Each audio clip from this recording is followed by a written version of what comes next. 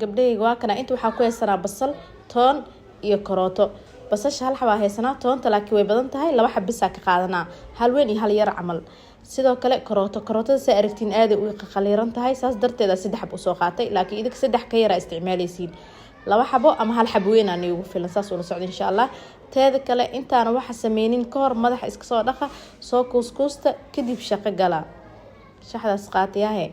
teeda kale waxaa sameeysiin madaxan asoo qooyan aad ha u shanleynina tartiib u shanlee markaas aad u nugul yahay marka xoogaa uu qaleelna uusan naqanin laakiin qoyaankan uusan aad ugu bixin ashan leenaysiin hadii kale timaha aad ay u siisiimayaan oo xilliga waxa timaha ay ugu nugul yihiin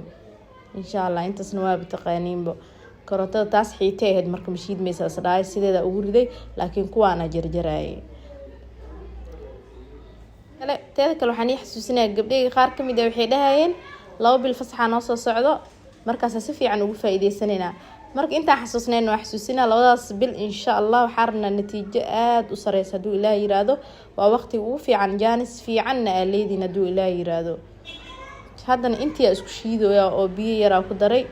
markaas si fiican u shiidid ana baqiila moogtay 2 mar shiidooya xataa hal mar xataa ma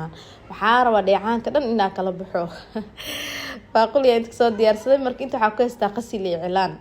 cilaanka adi xoogaa iska qiyaasa leh adi 5 camal ka qaatay hadda saafilaayo qasilkana 3 qaanda camal ka qaatay marka xoogaa cilaanka bada qasilkana 3 qaanda camal way kugu filan tahay maaskan baamiya xataa inuu kasii qatarsan yahay arkaa maxaa yeelay walaa dad badan waxay ugu dhaheen isbedel weyn ka dareenay